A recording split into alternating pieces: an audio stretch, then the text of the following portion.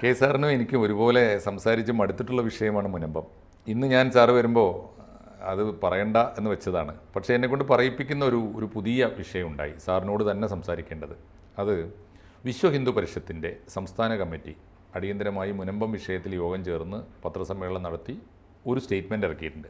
ആ സ്റ്റേറ്റ്മെൻറ്റ് കേരളം ഇതുവരെ മുനമ്പത്തെക്കുറിച്ച് പറഞ്ഞു വരികയും ചർച്ച ചെയ്യുകയൊക്കെ ചെയ്ത കേന്ദ്ര അജണ്ടയിൽ നിന്ന്, അല്ലെങ്കിൽ അവരുടെ ആ വിഷയത്തിൻ്റെ ഫോക്കസ് അവർ മാറ്റുകയാണ്. അവർ പറയുന്നത് കേരള ഗവൺമെൻറ് അല്ല വഖഫ് പ്രശ്നം പരിഹരിക്കേണ്ടത്, അതുകൊണ്ട് തന്നെ മുനമ്പം പ്രശ്നവും അവരുടേതല്ല, ഇവിടുത്തെ വഖഫ് ബോർഡോ ഇവിടുത്തെ സ്റ്റേറ്റ് ഗവൺമെൻറ്റോ അല്ല. അന്തിമമായി, കാരണം ഇന്ത്യയിലെ 32 വഖഫ് ബോർഡുകളുണ്ട്, എല്ലായിടത്തും ഇത്തരം പ്രശ്നങ്ങളുണ്ട്, ഇത് പരിഹരിക്കാൻ കേന്ദ്രത്തിന് മാത്രമേ സാധിക്കൂ. കേന്ദ്രം ഈ ശീതകാല സമ്മേളനത്തിൽ തന്നെ, അതാണ് പ്രമേയത്തിൻ്റെ ഹെഡ് അതാണ്, അടിയന്തിരമായി കേന്ദ്രം മുനമ്പത്ത് ഇടപെടണമെന്നാണ്.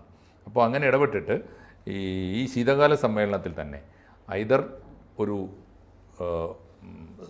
ഈ നിയമം പാസ്സാക്കാൻ പറ്റിയില്ലെങ്കിൽ ഓർഡിനൻസ് കൊണ്ടുവരണം, ഐദർ ഓർഡിനൻസ് ഓർ ലെജിസ്ലേഷൻ, അതുണ്ടാവണം എന്നാണ് അവരുടെ നിർബന്ധം. VHP കേരളത്തിൽ എന്തുമാത്രം സ്ട്രോങ് ആണെന്ന് എനിക്കറിയില്ല, ഒരു പക്ഷേ സാറിന് അത് കൃത്യമായിട്ട് അറിയുമായിരിക്കും. അവരുടെ ഒരു സ്ട്രെങ്ത് ഒന്നും എനിക്ക് അറിഞ്ഞൂടാ, പക്ഷേ ഏറെയൊന്നും അവർ കേൾക്കാറില്ല കേരളത്തിൽ, അത്ര സജീവമല്ല അവർ. ഞാൻ ചോദിക്കുന്ന ഇതാണ്, പറഞ്ഞതാരായാലും പറഞ്ഞതിൽ കാര്യമുണ്ടോ? ഇതാണ് ചോദ്യം.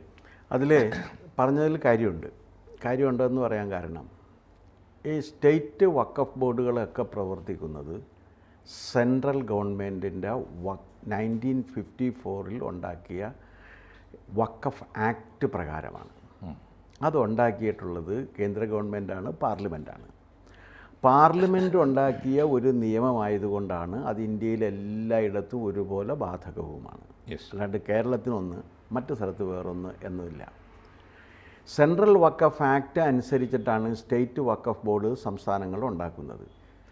സംസ്ഥാനങ്ങൾ സ്റ്റേറ്റ് വഖഫ് ബോർഡ് ഉണ്ടാക്കുന്നു എന്ന് കരുതിയിട്ട് സ്റ്റേറ്റ് വഖഫ് ബോർഡിൻ്റെ മേലെ കേന്ദ്ര നിയമത്തിന് വിരുദ്ധമായ ഒരധികാരവും സംസ്ഥാനങ്ങൾക്കില്ല. അപ്പോൾ സ്വാഭാവികമായിട്ടും വഖഫ് പ്രശ്നം പരിഹരിക്കണം എന്നുണ്ടെങ്കിൽ അത് പരിഹരിക്കേണ്ടത് കേന്ദ്ര ഗവൺമെൻറ് ഒരു നിയമനിർമ്മാണത്തിലൂടെയാണ് എന്നുള്ള കാര്യം ശരിയാണ്, അതിൽ തർക്കമില്ല. അത്രയും ശരിയാണ്. ഇനി രണ്ടാമത്തെ കാര്യം എന്ന് വെച്ച് കഴിഞ്ഞാൽ, ഇപ്പം നിലവിലുള്ള ഈ സമ്പ്രദായത്തിൽ, ഈ ആക്റ്റിൽ, ഇപ്പം നിലവിലിപ്പം നമ്മൾ 1913 തുടങ്ങി 2013 വരെ അവസാനിച്ചിരിക്കുന്ന ഈ വഖഫ് ബോർഡ് നിയമങ്ങളുടെ പരമ്പരയുണ്ട്. ആദ്യത്തെ വഖഫ് ബോർഡ് നിയമം ബ്രിട്ടീഷുകാരുണ്ടാക്കിയത് ഇതല്ല. അതെന്താക്കിയെന്ന് വെച്ചാൽ, ബ്രിട്ടീഷിൻ്റെ കൗൺസിലുണ്ടല്ലോ, എന്താ പ്രിവ്യൂ കൗൺസിൽ, അവിടെ 2 മുസൽമാന്മാർ തമ്മിൽ കേസ് കൊടുത്ത് അപ്പോൾ ഈ മുസൽമാന്മാരുടെ പ്രോപ്പർട്ടിയിലുള്ള അധികാരം സംബന്ധിച്ച് അവരുടെ ഒരു വിധി വന്നു. ആ വിധി വന്നപ്പോൾ അതിനൊരു മാറ്റം നിർദ്ദേശിക്കുന്നതിന് വേണ്ടിയിട്ടാണ് 1913 ഒരു ചെറിയ നിയമം ഉണ്ടാക്കിയത്. മുസൽമാൻ പ്രോപ്പർട്ടി വാലിഡിറ്റി ആക്ട് എന്നാണ് അതിൻ്റെ പേര്.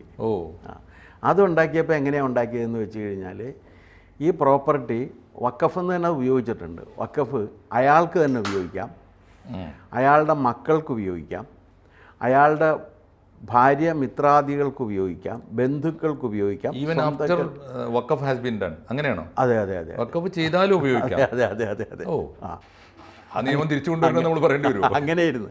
എന്നിട്ടും അത് മാത്രമല്ല, പിന്നെ മുസ്ലിം കമ്മ്യൂണിറ്റിക്ക് അത് കഴിഞ്ഞ് അതിലെ ദരിദ്രർക്ക് എല്ലാം കഴിഞ്ഞിട്ട് വേണമെങ്കിൽ മറ്റു മതസ്ഥരായിട്ടുള്ളവർക്ക്, ഇങ്ങനെയാണ് അതിൻ്റെ ഹയറാർക്കി കൊടുത്തേക്കണം. ആക്ടിലുള്ളതാണത്. ശരി. ഈ ആക്ട് കൊണ്ടുവന്നതെന്ന് വെച്ചാൽ ഇതുപോലെ വഖഫ് എന്നേക്കുമായിട്ട് കൊടുക്കാൻ അങ്ങനെ ഒന്നും കൊണ്ടുവന്നതല്ല. പക്ഷേ 1954 പണ്ഡിറ്റ് ജവഹർലാൽ നെഹ്റുവാണ് ഇതിനെ കോംപ്രിഹെൻസീവായിട്ട് ഒരു നിയമമാക്കി അവതരിപ്പിച്ചത്. ആ നിയമമായിട്ട് അവതരിപ്പിക്കുന്ന സമയത്തും വഖഫ് ഇത്രയും മാരകമായിരുന്നില്ല. കാരണം മുസ്ലിം ശരീഅത്ത് നിയമം അനുസരിച്ചിട്ട് വേണം പ്രവർത്തിക്കാൻ, അല്ലാഹുവിന് സമർപ്പിക്കണം, ഹലാലായ പ്രോപ്പർട്ടി ആയിരിക്കണം, ഹലാലായ മനസ്സോടുകൂടി വേണം അത് സമർപ്പിക്കാൻ, ഹറാമായിട്ടുള്ളവർ സമർപ്പിക്കരുത്. അപ്പോൾ സ്വാഭാവികമായിട്ട് അത് മുസ്ലിങ്ങൾ ചെയ്യേണ്ട ഒരു റിലീജിയസ് റിച്വലിൻ്റെ ഭാഗമായിട്ട് ചെയ്യേണ്ട ഒരു കാര്യമായിരുന്നു.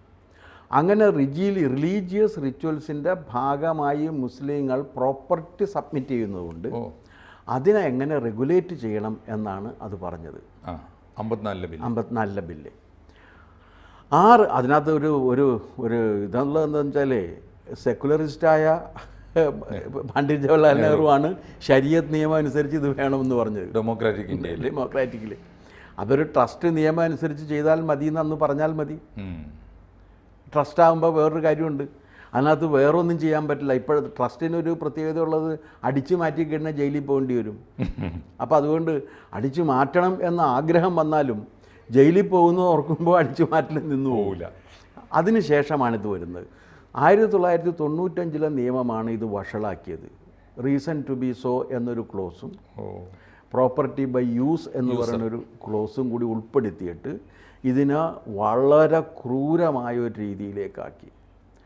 അത് കഴിഞ്ഞ് ഇതിനെ ഡ്രാക്കോനിയൻ എന്ന് വിശേഷിപ്പിക്കാവുന്ന തരത്തിലാക്കിയത് എന്താണെന്ന് വെച്ചാൽ, ഇപ്പോൾ നിങ്ങളുടെ കയ്യിൽ വഖഫ് പ്രോപ്പർട്ടി നിങ്ങളത് താമസിച്ചു നോക്കി. ഇത് വഖഫ് പ്രോപ്പർട്ടി എന്ന് പറഞ്ഞാൽ ഇപ്പോൾ മുനമ്പത്താണ് ഇത് ക്രിസ്ത്യാനികളെയും മെജോറിറ്റി ക്രിസ്ത്യാനികളെയും കുറച്ച് ഹിന്ദുക്കളെയും ബാധിക്കുന്നത്. എനിക്ക് തോന്നുന്നു മലപ്പുറം തുടങ്ങിയിട്ടുള്ള പ്രദേശങ്ങളിൽ വരുമ്പോൾ അതിൻ്റെ വിക്ടിംസ് ആകാൻ പോകുന്നത് മുസ്ലിം കമ്മ്യൂണിറ്റിപ്പെട്ടവർ തന്നെയായിരിക്കും. മലബാറിൽ വ്യാപകമായിട്ട് കമ്മീഷൻ റിപ്പോർട്ട് അത് കൃത്യമായി ചൂണ്ടിക്കാണി. അല്ല, നിസാർ കമ്മീഷൻ റിപ്പോർട്ടിന് ഇവർ കുറ്റം പറയുന്നുണ്ട്, അത് ശരിയല്ല. നിസാറിനെ ചുമതലപ്പെടുത്തിയത് എന്തായിരുന്നു? വഖഫ് പ്രോപ്പർട്ടി വ്യാപകമായിട്ട് ദുരുപയോഗം ചെയ്യപ്പെടുന്നുണ്ട് എന്നൊരു പരാതി വന്നപ്പോൾ വഖഫ് പ്രോപ്പർട്ടി അങ്ങനെ വ്യാപകമായി ദുരുപയോഗം ചെയ്യപ്പെടുന്നുണ്ടോ എന്നുള്ള കാര്യം അന്വേഷിച്ചിട്ട് അതിൻ്റെ നിജസ്ഥിതി ഗവൺമെൻറ്റിനെ അറിയിക്കാൻ വേണ്ടി വെച്ചതാണ്. നിസാർ വളരെ കൃത്യമായി പറയുന്നൊരു കാര്യം, മുനമ്പത്ത് ഇങ്ങനെ ഒരു പ്രശ്നം വരുന്നുണ്ട്, അത് വഖഫ് പ്രോപ്പർട്ടി ആണോ അല്ലയോ എന്നൊരു തർക്കം നിലനിൽക്കുന്നുണ്ട്, അതിൽ തീരുമാനമെടുക്കേണ്ടത് വഖഫ് ബോർഡാണ്, ഞാനല്ല എന്നാണ് പറഞ്ഞാൽ കറക്റ്റാണ് അയാൾ. എന്താ കാരണം?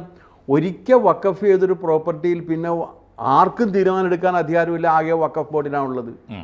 അപ്പോൾ അത് അൺവഖഫ് ചെയ്യാനായിട്ട് വഖഫ് ബോർഡിനും അധികാരമില്ല. അതാണ് ഇതിനകത്തുള്ള പ്രശ്നം. ഒരിക്കൽ വഖഫ് ചെയ്തൊരു പ്രോപ്പർട്ടി അൺവഖഫ് ചെയ്തിട്ട് വഖഫിൻ്റേത് അല്ലാതെ ആക്കി മാറ്റാനായിട്ട് വഖഫ് ബോർഡിനും അധികാരമില്ല. അത് വളരെ കോംപ്ലിക്കേറ്റഡ് ആണ് അതിൻ്റെ നിയമപ്രശ്നം. അപ്പോൾ അതുകൊണ്ട് ഇത് ഞാൻ തീരുമാനിക്കില്ല എന്ന് അയാൾ പറഞ്ഞാൽ വളരെ കറക്റ്റാണ്. അല്ലാതെ അയാൾ വന്നിട്ടൊരു പ്രശ്നം ഉണ്ടാക്കിയത് അലമ്പാക്കിയതല്ല. നിസാർ അത് കൃത്യമായിട്ട് ചെയ്തു വെച്ചു. പക്ഷേ നിസാർ ചെയ്തു വെച്ച കാര്യത്തിൽ ഇത് വഖഫിൻ്റേതാണോ അല്ലയോ എന്നുള്ള കാര്യത്തിൽ തീരുമാനമെടുത്തുകൊണ്ട് ഇത് വഖഫിൻ്റേതാണ് എന്ന് പ്രഖ്യാപിച്ചത് അല്ല, പാണക്കാട് റഷീദ് അലി ശിഹാബ് തങ്ങൾ ചെയർമാനായിരുന്ന വഖഫ് ബോർഡാണ്. ടി കെ ഹംസ അല്ല, അദ്ദേഹമാണെന്ന് റഷീദ് അലി തങ്ങൾ കഴിഞ്ഞ ദിവസം പറഞ്ഞു കേട്ടു. എൻ്റെ കാലത്തല്ല. അല്ലല്ല, ഞാനത് വെരിഫൈ ചെയ്തു. ഇദ്ദേഹത്തിൻ്റെ കാലത്താണ് അത് നടന്നേക്കണം. ടി കെ ഹംസ അതിനുശേഷം വന്നത്, ഇദ്ദേഹത്തെ തുടർന്ന് വന്നത് ടി കെ ഹംസയാണെന്നുള്ളത് ശരിയാണ്. പക്ഷേ ഇദ്ദേഹം നടന്നിരിക്കുന്നത് ഇദ്ദേഹത്തിൻ്റെ കാലത്താണ്. ഇനി ടി കെ ഹംസ ആണെങ്കിലും പോലും സാറേ, ഇപ്പോഴത്തെ നമ്മുടെ വഖഫ് ബോർഡിൻ്റെ സ്ട്രക്ചർ അനുസരിച്ച് ചെയർമാൻ ഇടതുപക്ഷക്കാരനാണെങ്കിൽ പോലും അദ്ദേഹത്തിന് തീരുമാനം എടുക്കാൻ കഴിയില്ല. അല്ല, ലീഗാണ് എപ്പോഴും ഭരിക്കുക. 10 പേരിൽ 6 പേരെങ്കിലും എപ്പോഴും ലീഗായിരിക്കുമെന്ന്, അതിനകത്ത് ആർക്കും തർക്കമില്ല. ഇനി ഇത് കഴിഞ്ഞിട്ട് ഈ മുനമ്പം പ്രോപ്പർട്ടിയെക്കുറിച്ച് സബ്മിഷൻ അവതരിപ്പിച്ച് ഇത് ഉടൻ തിരിച്ചെടുക്കണം എന്ന് വാദിച്ചതാരായിരുന്നു? വാദിച്ചത് അല്ലല്ല, സബ്മിഷൻ അവതരിപ്പിച്ചത് മജീദാണ്. കെ പി എ മജീദാണ് നിയമസഭയിൽ 2022 ജൂലൈയിൽ. അതും ലീഗാണ്. അപ്പോൾ അന്ന് ഇപ്പോഴത്തെ വഖഫ് മന്ത്രി തന്നെയാണ് അന്നും വഖഫ് മന്ത്രി. അദ്ദേഹം ഉടനെ പറഞ്ഞു, ഒരു പ്രയാസമില്ല, ഞാൻ ഉടനെ നടപടിയെടുക്കുമെന്ന് പറഞ്ഞു. അങ്ങനെയാണ് ആ നടപടിയുടെ ഭാഗമായിട്ടാണ് റവന്യൂ ടാക്സ് കളക്ഷൻ നിർന്നു പോയത്. അപ്പോൾ ഇതിന് ഒരു കാരണവശാലും സ്റ്റേറ്റ് ഗവൺമെൻറ്റിന് ഇതിനകത്ത് പരിഹരിക്കുക എന്ന് പറഞ്ഞാൽ സാധ്യമല്ല. നിയമനിർമ്മാണത്തിലൂടെ മാത്രമേ ഇത് പരിഹരിക്കാൻ കഴിയൂ എന്ന് പറയുന്നത് ശരിയാണ്. കേന്ദ്ര നിയമം തന്നെ. കാരണം വഖഫ് സെൻട്രൽ ആക്ട് അല്ലേ ഇന്ന്, പിന്നെ എങ്ങനെയാണ് ഇവിടെ സ്റ്റേറ്റ് ആക്ട് വെച്ചിട്ട് എങ്ങനെയാണ്? നിയമം അനുസരിച്ച് പറ്റില്ലല്ലോ. ഒന്ന് സെൻട്രൽ ആക്ട് അല്ലേ, സെൻട്രൽ ആക്ട് നമുക്കൊരു സ്റ്റേറ്റ് ആക്ട് വെച്ചിട്ട് കീഴ്പ്പെടുത്താൻ കഴിയുമോ? പറ്റില്ല. അതിൽ ഒരു കാര്യം കൂടി, അതും കൂടി ചോദിച്ച്, ഈ കഴിഞ്ഞ ദിവസം സമസ്തയുടെ മുഖപത്രമാണല്ലോ അതായത് ലീഗ് സമസ്തയുടെ മുഖപത്രമാണല്ലോ സുപ്രഭാതം. അതിൻ്റെ മാനേജിംഗ് എഡിറ്റർ മുസ്തഫ മുണ്ടുവാറ എഴുതിയൊരു ലേഖനം വിവാദമായിരുന്നു സാർ, ഞാൻ വായിച്ചിരുന്നു. മുസ്തഫ മുണ്ടുവാറ അതിൽ പല കാര്യങ്ങളിൽ അദ്ദേഹം പറയുന്ന ഒരു പ്രധാനപ്പെട്ട കാര്യം, ഫറൂഖ് കോളേജ് എന്തുകൊണ്ടാണ് ഈ വിഷയത്തിൽ കുറ്റകരമായ മൗനം പാലിക്കുന്നത്? സാർ കണ്ടില്ലേ അത്? ഞാനത് കണ്ട്. അത് ന്യായമായ ചോദ്യമാണ്. ചോദിച്ചത് മുണ്ടുപാറ ആയതുകൊണ്ട് ചോദ്യം തെറ്റാവുന്നില്ല.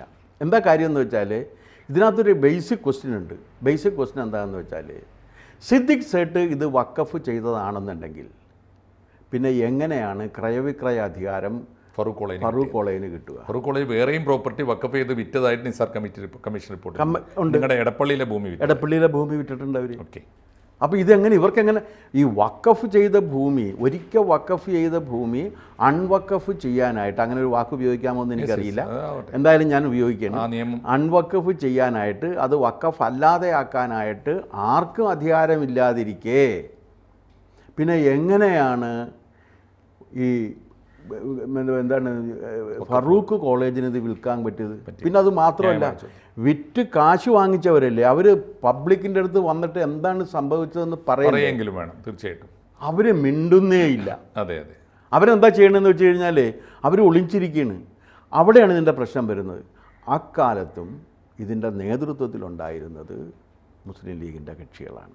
ഇതിൽ ഫറൂഖ് കോളേജിൻ്റെ അതിൻ്റെ പ്രസിഡന്റ് നമ്മുടെ കല്ലട ഉണ്ണിക്കമ്മു സാഹിബായിരുന്നു. അതാണ് എൻ്റെ കാര്യം. ലീഗ് നേതാവ് മലബാർ ഡിസ്ട്രിക്ട് ബോർഡ് മെമ്പറൊക്കെ, ഡിസ്ട്രിക്ട് ബോർഡ് വലിയ പ്രമാണി. അല്ല, അദ്ദേഹത്തിൻ്റെ അതല്ല, വിറ്റ സമയത്ത് അദ്ദേഹമായിരുന്നു. അപ്പോൾ മുസ്ലിം ലീഗിന് ഈ പ്രശ്നത്തിൽ ഇൻവോൾവ്മെൻ്റ് ഉണ്ട് എന്നാണ് എൻ്റെ വാദം. അവസാനമായിട്ടൊരു ചോദ്യം കൂടി സാർ. പ്രതീക്ഷ കേന്ദ്ര നിയമത്തിൽ മാത്രമാണ്. ഈ ശീതകാല സമ്മേളനത്തിൽ ഈ നിയമം പാസ്സാകുമെന്ന് സാറിനെ പോലെ പരിണതപ്രജ്ഞനായ ഒരാൾ അല്ല നിയമം പാസ്സാകും പ്രതീക്ഷിക്കുന്നുണ്ടോ? നിയമം പാസ്സാകും. ഈ സമ്മേളനത്തിൽ പിന്നെ എന്താ, തീർച്ചയായിട്ടും പാസ്സായി കഴിഞ്ഞാൽ ആ ആക്ട് അനുസരിച്ചിട്ട് ഞാൻ ഇന്നിപ്പോൾ എനിക്ക് സംശയം വന്നപ്പോൾ ഞാനത് വ്യക്തമായിട്ട് ചോദിച്ചു. അപ്പോഴും ഒരു ചോദ്യം, ചെറിയ ചോദ്യം കൂടി. കഴിഞ്ഞ ദിവസം കോഴിക്കോട്ട് ഒരു പോസ്റ്റ് ഓഫീസ് വക്കഫ് സ്വത്താണ് എന്ന് പറഞ്ഞ് ക്ലെയിം വന്നു.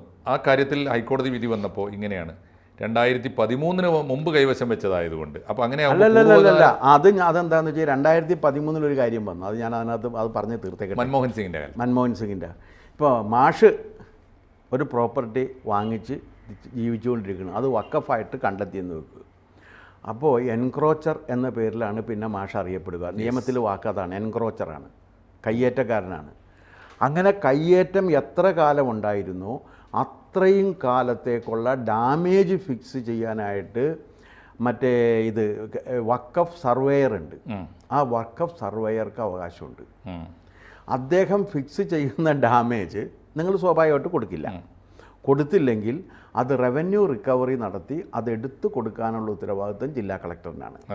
ജില്ലാ കളക്ടർ അതിനകത്ത് വീഴ്ച വരുത്തി കഴിഞ്ഞാൽ വീഴ്ച വരുത്തുന്ന ഓരോ സംഭവത്തിനും 15,000 രൂപ വെച്ച് പിഴ അടക്കേണ്ടി വരും പേഴ്സണലായിട്ട്. മനസ്സിലായില്ലേ? ഇത് എന്ത് നിയമമാണിത്? ഈ അങ്ങനെ വരുമ്പോൾ എൻ്റെ ചോദ്യം ഇതാണ് സാർ. ഈ നിയമം 2024 ഒടുവിലെങ്കിലും ഇന്ത്യൻ പാർലമെൻറ്റ് പാസ്സാക്കിയാൽ പോലും പൂർവ്വകാല പ്രാബല്യം ഉണ്ടാകുമോ? ഇത് ഈ ഡിസ്പ്യൂട്ടുള്ള ഏത് പ്രോപ്പർട്ടിയും കോടതിയിൽ ഉന്നയിക്കാം, കളക്ടർക്ക് തീരുമാനം എടുക്കാമെന്നും പറയുന്നു. ഇതിൽ ക്ലോസ് ഉണ്ടോ? ക്ലോസ് ഉണ്ട്. അങ്ങനെയാണെങ്കിൽ നമുക്ക് പ്രതീക്ഷ അർപ്പിക്കാം കേന്ദ്ര നിയമത്തിൽ. അത് മാത്രമല്ല, ഇതിനകത്ത് എന്താ കാര്യം എന്ന് വെച്ചാൽ ഇത് ആദ്യം തുടങ്ങുന്ന സമയത്ത് ഇത് ഒരു ക്രിസ്ത്യൻ പ്രശ്നമായിരുന്നു, പിന്നെ ക്രിസ്ത്യൻ ഹിന്ദു പ്രശ്നം. ഇപ്പം അങ്ങനെയല്ല, ഇത് മനുഷ്യാവകാശ പ്രശ്നമായി മാറിയിട്ടുണ്ട്. അത് മാറ്റിയെടുക്കാൻ സാധിക്കും. അത് മാത്രമല്ല, വേറൊരു കാര്യമുണ്ട്. ഇതിൽ ഏറ്റവും കൂടുതൽ അഫക്റ്റ് ആകാൻ പോകുന്നത് നമ്പർ ഒക്കെ വെച്ച് നോക്കുകയാണെങ്കിൽ തീർച്ചയായിട്ടും മലബാറിലെ മുസ്ലിം സമുദായമായിരിക്കും എന്ന കാര്യത്തിൽ എനിക്ക് ഒരു സംശയവുമില്ല. അവരെ പെരുവഴിയിലാക്കാൻ മുസ്ലിം ലീഗ് കൂട്ടു നിൽക്കരുത് എന്ന് മാത്രമേ എനിക്ക് അപേക്ഷയുള്ളൂ. തീർച്ചയായിട്ടും സാറിൻ്റെ അപേക്ഷ കേൾക്കേണ്ടവർ കേൾക്കട്ടെ. നന്ദി സർ.